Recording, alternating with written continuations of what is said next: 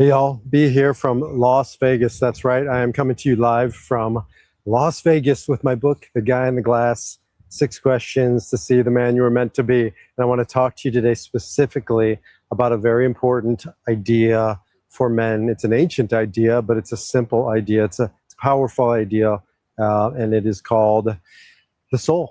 That's it. That's pretty much all we need to know. This is a book about men finding their way back to their true self, to their essence. My teacher, Viktor Frankl, calls it the nous, calls it your soul. And what I do for a living is I walk with men through life, through what I call life's T's, transitions, tests, trials, traumas, tragedies. I walk them through life to get them to where they're meant to go. And one of the primary things that we have to do is help a man get back to his soul. It's one of the reasons why I turned to Viktor Frankl. If you don't know Viktor Frankl, it's a very powerful school of psychotherapy that he created called logotherapy. Logos means meaning. It's meaning-centered psychotherapy. More than psychotherapy, it's meaning-centered living. And when a man has his soul, he's got everything he needs in this lifetime. I'm going live here on Instagram too, to find his way forward. And so logotherapy is built around this idea that at the center of who we are is not a body, is not a mind, not emotions. Those are aspects of who we are, but that's not the essence of who we are. Who a man is, who a person is their nous, is their soul. And so this work that I do and this book is all about helping men find their way back to that, to their essence, to their soul. And so that's the starting point on this journey. You know, I have been working with men for 30 years now. I have been guiding men specifically for the past 10 years. And we have a crisis of not purpose, not meaning. We have a crisis of soul. How many men do I know, do I guide, who no longer have a framework to explore their soul? You know, back in the day, we had synagogues, we had churches. I'm sure some of you watching right now still belong to a synagogue and still belong to a church, but how many of you go there to reconnect with your soul, to discover your soul, to live your soul? And if you do, great, I'm happy for that. But the challenge I'm finding is that 90 to 99% of the men that come to me don't have those places that we once had upon a time. On a Saturday, they're not going to their synagogue. On a Sunday, they're not going to their church. And even when they do, they're not finding what they're looking for in those spaces, in those places. I don't. This is Friday night. I am in Las Vegas. Behind me is the Encore and the Win. I am not in the center of spirituality. And yet, as Friday comes in, I am still serious about the framework of Judaism called Kabbalah, from where I've come from. And we're going to do some meditation. We're going to do some chanting. We're going to do some prayer, my wife, Ariella, and I. Then we're going to go out and we're going to go over to the Win and have a good time. But it's not all or nothing, because a man needs a essence, a soul, and return to soul, and pathways to get back to that soul, to that connection. And so I have been really working on this book, which just came out, and my coaching practice and my therapeutic practice to help men in this day and age reconnect with, in practical, real life ways, connect to their soul. We have lost, again, these traditions and these communities and these pathways, but we got to find our way back. Because when I'm working with a man, that's the starting point. All of the noise out there, out in Las Vegas, down there on the strip, it will distract us. It will pull us off of our center. We've got to have pathways back to our essence, to our truth, to our soul. I don't care about religion. I don't care about brands. I don't care about the dogma. But what I do care about in my own life and in the men that I guide and in this book that I wrote is that a man finds a way back. There is not the way back. There is a way back to his essence, to his truth, to his soul. And so I share some of my practices in here, although they're very, this is really not explicitly about spirituality. I'll tell you more about it. But it is imperative as men that we start finding ways to go deeper, to reconnect to our truth, to our essence, as we go out into the busy, chaotic, noisy world, as we go out into our lives, we've got to have anchor points. We've got to have orientation, like a North Star. Spiritual practice becomes that. It's a guiding light that keeps you centered, that keeps you moving forward in this lifetime in the direction of your intention, of your consciousness, of your choosing. And that's really what this is about. It's about helping men find their way back to the guy in the glass, to the guy in the mirror, to his true self, to his essence, to his soul. And so that's my work as a logotherapist, to help people recover, reclaim pathways back to their spirit, back to their soul. It's my work as a men's coach, and it's why I wrote this book, to help men find their way back to their essence, to their soul. So let me tell you a little bit about the guy in the glass as it relates to soul, since that's the focus today. And then I gotta, before the sun sets, I gotta go spend a little time reconnecting with my essence, with my soul, and in my spiritual practice, which just really passionate about and committed to. And I'll share more about that in another video, or maybe we'll get there in this video. But the bottom line is, in this book, The Guy in the Glass, it's about a guy at midlife crossroads. I put him at the 40-year-old mark, but that's not a hard and fast rule. 40, 50, 60, somewhere in that space. When you get to this point and the old ways are no longer working for you, or they're not enough. Like the men that I meet on the journey, that I talk with and work with and have the privilege to listen to, are at this midlife point where it's just, they need more. They need more than just the grind. They just need more than accumulation and creation. And that's what we're talking about today. We're talking about, what is that more? That more is essence. That more is soul.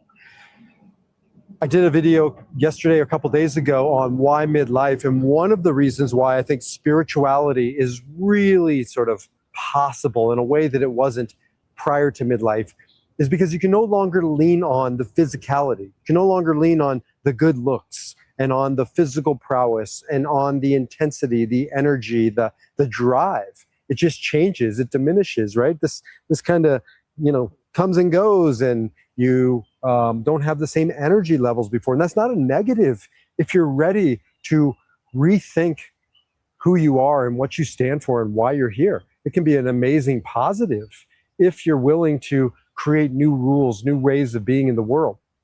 And so that's what we're talking about. One of these new ways of being in the world is, can I cultivate my spirit? We exercise, we work out, hopefully you eat well, you pay attention to lots of different aspects of your life, but do you pay attention to your soul? Do you pay attention to cultivating spiritual muscle and quality? Because it doesn't just happen. You know how many guys I talk to who say, well, I'm spiritual and I'm not religious? I say, hey, that's cool, me too. What do you do that's spiritual? Don't tell me what you're not, tell me what you are, tell me what you stand for, tell me what you do. And they'll say, well, and they come up with some answers, but that ain't it, guys. That's not spirituality. That's, using a term, but that's not embracing the term. That's not going inside of it to really understand, what does it mean to be spiritual? What does it mean to reconnect with your essence, with your soul? You've got to make time for it. That's like me saying to my wife, sweetheart, I love you. I know it's your birthday. I didn't buy you a present, and I really didn't plan on anything, but I love you, right? That's a given. She would probably, kick me out and tell me to go buy. No, she wouldn't. She's not like that. Hopefully you can hear me super loud. But I acknowledge the love, and I make time for the love, the romance, the intimacy, and we create a context for it, and I put energy into it. Hey, I just see my daughter Maya. Hi, Maya. Shabbat Shalom. And Gary Kovner, I see you over on Instagram. We're on Instagram. We're on LinkedIn. We're on YouTube. We're on Facebook. So wherever you're joining us, right? We're talking about spirituality. We're talking about essence. We're talking about soul. We're talking about making room for it, especially men. And I'll tell you why I'm focusing more on men than women, because I think women do a better job at this.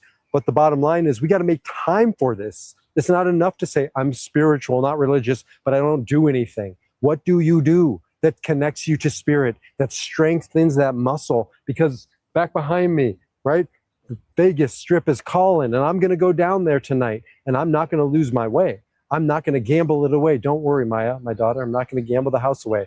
I'm not going to let my life stray on that strip. I'll be with my family anyways, so that's not even a possibility. But it wouldn't be, even if I was alone in Vegas on a Friday night, because I have me. I have spirit. I have source, connection to it. I spend every day, a lot of time during the day, cultivating that, strengthening that. So when the storms of life come, when the temptations of life come, when the chaos comes, when the, as I call them, life's T's, transitions, tests, trials, traumas, tragedies come, I have strength. I can lean on that. And that's the midlife invitation, the crossroads, to cultivate spiritual strength, not just physical strength.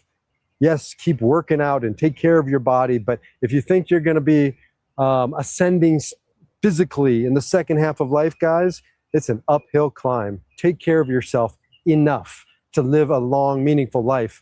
But it's time, the second half of life, to lean into deeper stuff, to lean into, well, spirituality, to soul. And that's what we're talking about. And that's what this book is about. This is a book for men who are ready to go deeper into their true self, into their essence, into their soul.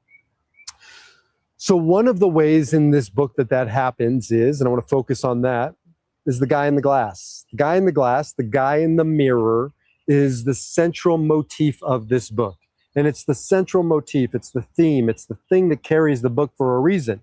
Because this guy in the book is being asked 6 questions. These are 6 pickup lines that you could get asked over at the Wynn behind me if you're down there and you're single or you're not single and you're getting picked up or you're picking somebody up. And it goes like this. You know the pickup lines, right? You probably can recite them along with me.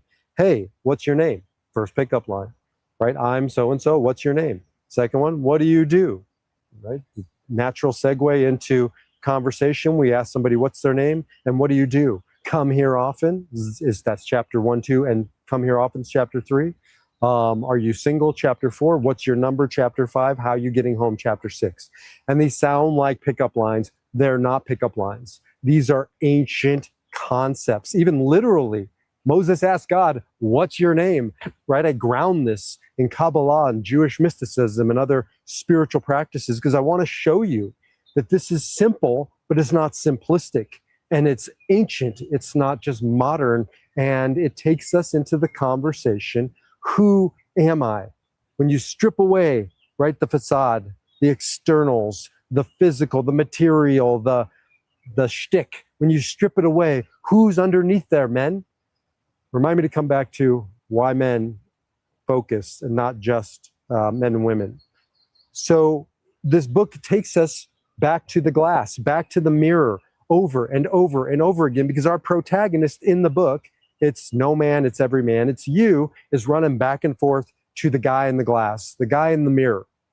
It's based on a poem by Dale Wimbrough, The Guy in the Glass, written in 1934. It goes like this. When you get what you want in your struggle for pelf, and the world makes you king for the day, then go to the mirror and look at yourself and see what that guy has to say. For it isn't your father or mother or wife whose judgment upon you must pass. The fellow whose verdict counts most in your life is the guy staring back from the glass. He's the fellow to please, never mind all the rest, for he's with you clear up to the end. And you passed your most dangerous, difficult test, if the guy in the glass is your friend. You may be like Jack Horner and chisel a plum and think you're a wonderful guy, but the guy in the glass says you're only a bum if you can't look him straight in the eye. You can fool the whole world down the pathway of years and get pats on the back as you pass, but your final reward will be heartache and tears if you've cheated the guy in the glass. The guy in the glass is your soul. That is why this book revolves around a mirror, because the mirror doesn't lie. Oh, you may not want to open your eyes to the mirror. You may, damn, it is bright. You may not want to tell the truth to the guy in the glass, but he keeps score. He knows the truth. And that's why so many men have a hard time going to the mirror. And I assign them in my coaching practice, I assign them this assignment. Go to the mirror, go to the guy in the glass and look at him. Stare into his eyes and see what he has to say, right? You know how many guys have called this mirror moments? You know how many guys have turned down mirror moments? They literally won't do it. They refuse to do it. A lot of them, so many of them, because they say it's uncomfortable. Sometimes they say they just can't do it, because when you're staring at your eyes in the mirror, it becomes very real quickly, right? The truth is there.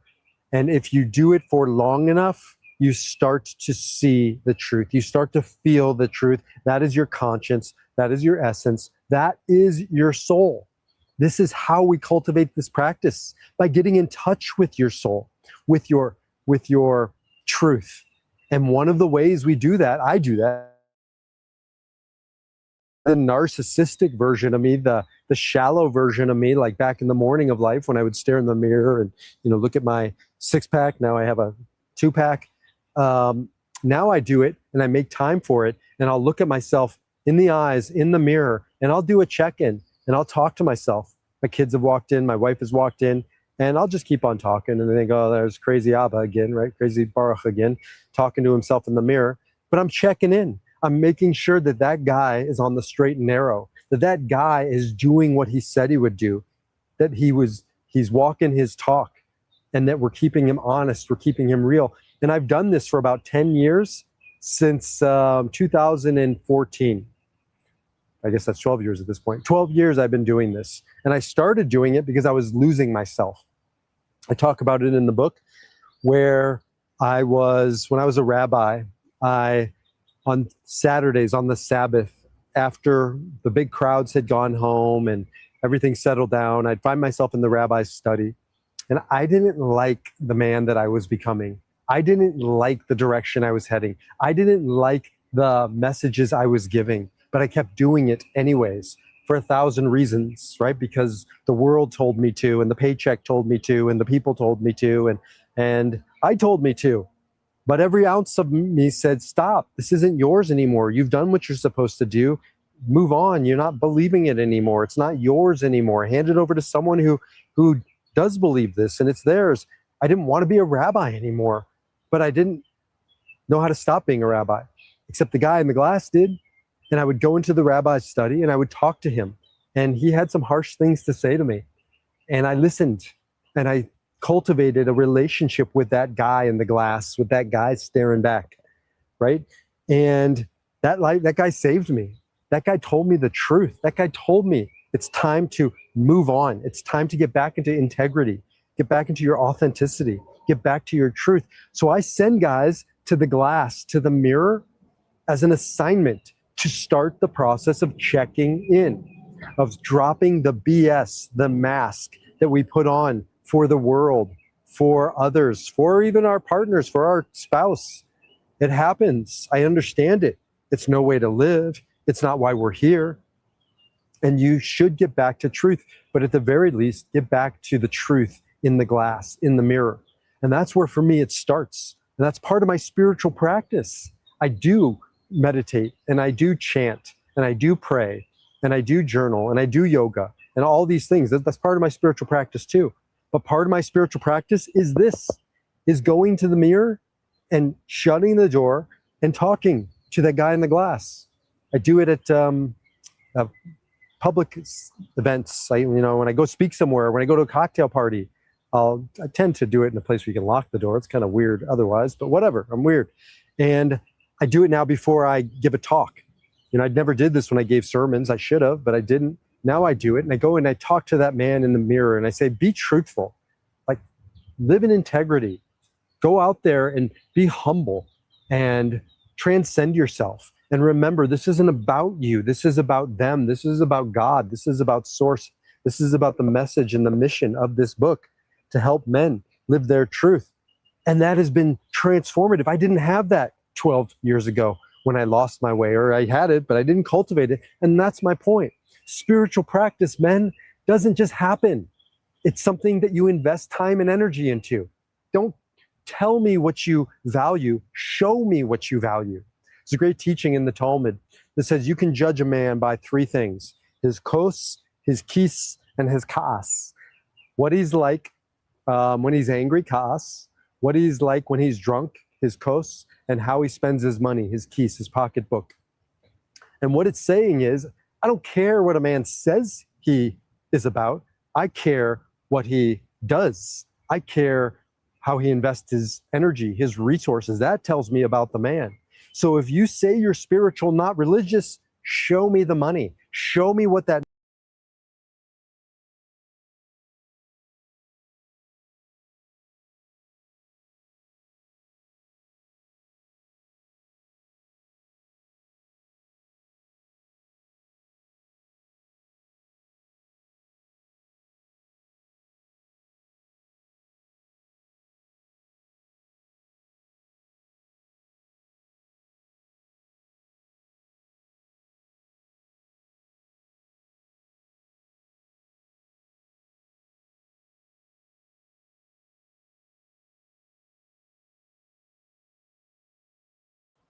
Okay, we're back. We're back. Yes.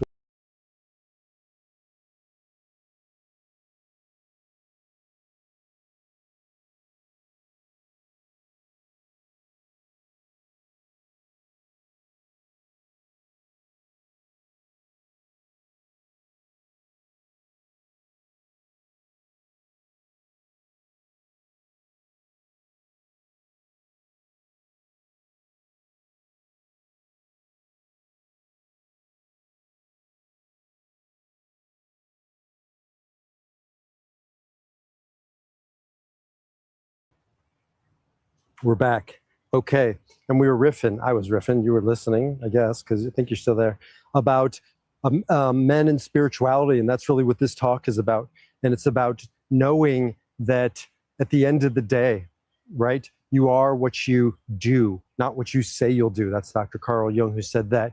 And men, we need to make more time for spirituality. You go to the gym, you make time for that. You go to, your kids' performances, you make time for that. You go to work, of course, you make a ton of time for that. What do you do that's spiritual? Don't tell me you're spiritual and not religious. Tell me what that means. And not that I care, not that this is like some, hey, I'm spiritual, you're spiritual, cool. It's the North Star. At the end of the day, that's what this is about. And that's why I wrote this book, The Guy in the Glass, because men need a North Star. You need something that is anchored, that is immovable, that is true. I'm filming this in Las Vegas. You see that? Is at the Encore, right next to it's the Wynn. And this is a place that will just unbelievable pull you off of your center, pull you in 1,000 directions. If you come here and you don't know who you are, I can see quite easily how you lose your way here, right? If you come here and you don't have these anchors, these core values, these embodied truths, then it's real easy to lose yourself to appetite, to desires. And so as men, so many of us have lost our way because we don't have that anchor point. We're not anchored in something timeless, eternal, and true. And that's why I'm a logotherapist. That's the work of Viktor Frankl, who anchors his work in the soul, in the nous, in the spirit. That has to be at the center of our lives. And that's why I wrote this book, to help men get back to their anchor point, to their soul, to their spirit. And that's why we start with the guy in the glass, the guy in the mirror, because you go to him and you talk to him and you check in with him, and you can fool the whole world, as the poem says, down the pathway of years, get pats on the back as you pass, but your final reward will be heartache and tears if you've cheated the guy in the glass. The guy in the glass is your soul, and we need to return to him. We need to reconnect with him. We need to have a relationship with him, men. I said I would come back to it, and now I'm back to it. Although women need spirituality, although women need spiritual practice, having been in this space for 30 years, having led congregations and spiritual communities, been a rabbi, being a yoga practitioner, I participate in kirtan, Hindu kirtan.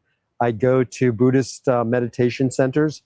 80% women, sometimes 90% women, sometimes it's me and women.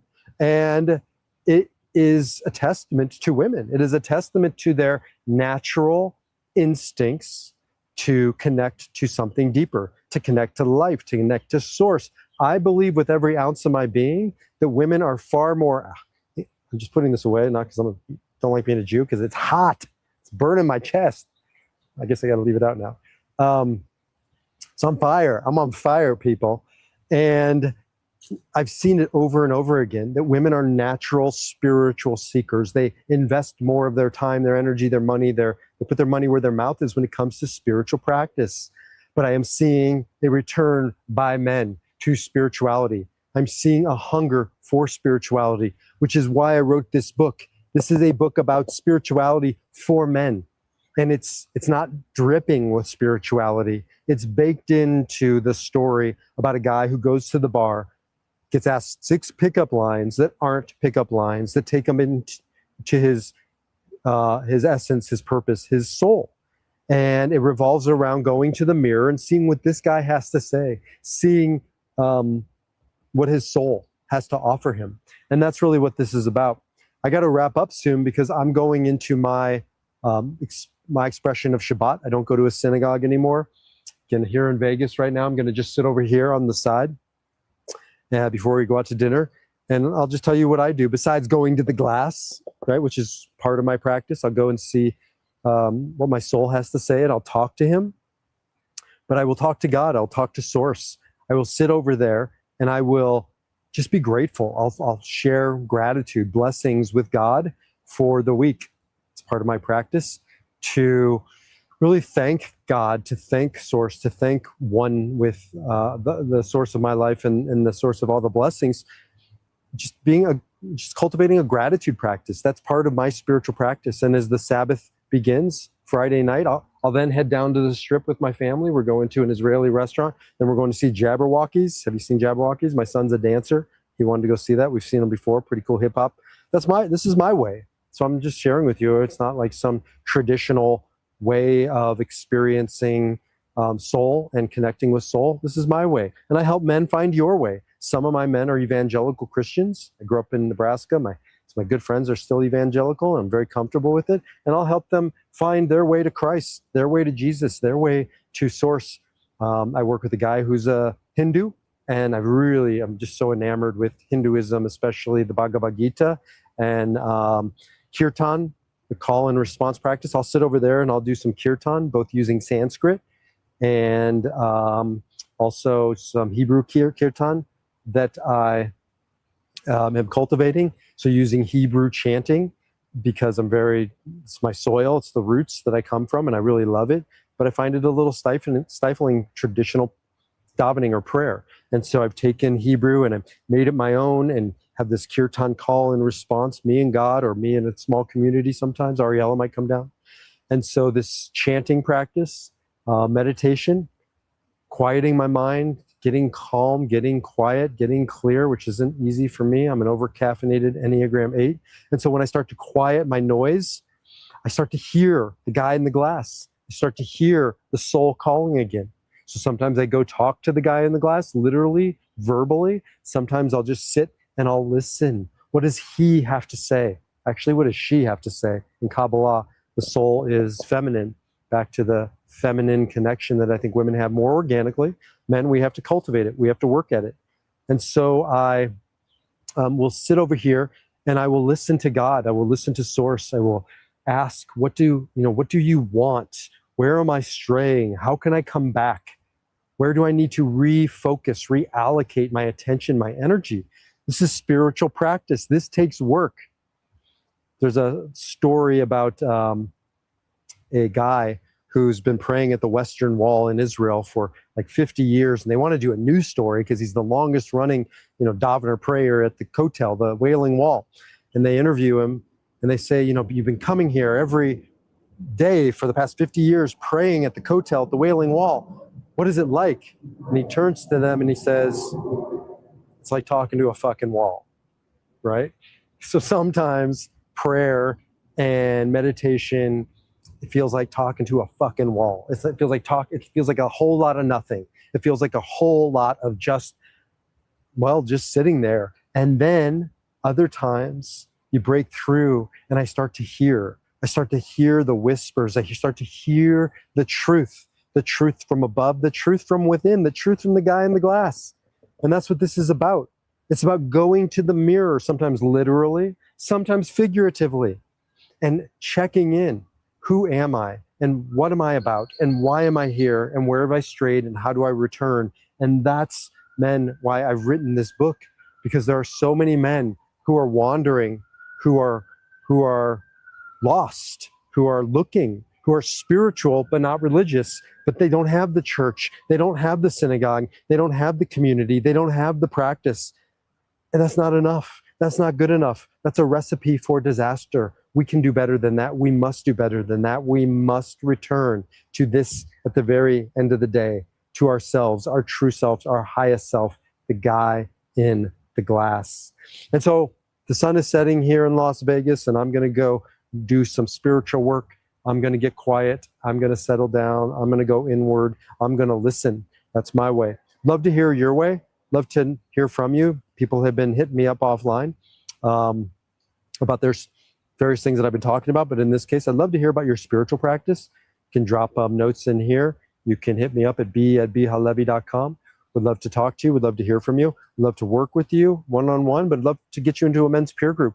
You know, that's another spiritual practice that I and others have cultivated. We have an organization called Men's Peer Groups. Jump over to menspeergroups.com, where men come together to do this work. And it really is spiritual, guys. It's not religious. There's no particular brand or dogma. There's nothing built into the actual peer group that's spiritual per se. But when men come there and they start opening their hearts and they become vulnerable and they share, something magical starts to happen. Again, women tend towards these opportunities more readily. Women tend towards spiritual community more readily. Men, we need to work at it. We need to make time for it, make room for it.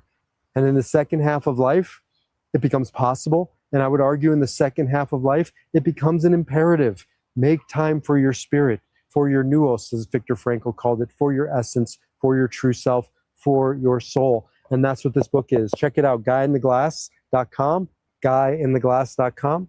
The Audible should be up soon. The paperback, the hardback, and the Kindle version are all available. You can get there through theguyintheglass.com, or you can go straight to Amazon. Would really love for you to buy it, to read it, to give me some reactions to it, maybe a review over on Amazon. Really appreciate all of you checking in with whatever platform you're on. I'm going to keep doing this. Been doing kind of a marathon. I think this is my third day in a row. For me, that's a lot. And open to topics. Somebody asked me to do this conversation about spirituality and guy in the glass and mirror work. And so here we are, and that's today's conversation. Tomorrow, I'm going to be on with Ariella. We're going to do one together. She's going to talk about the guy in the glass from a gal in the glass perspective, from a woman's perspective, from her perspective. And so stay tuned tomorrow. I think we're going to do it tomorrow morning, but not 100% sure. You can always watch these in, afterwards in reruns, right? So appreciate it.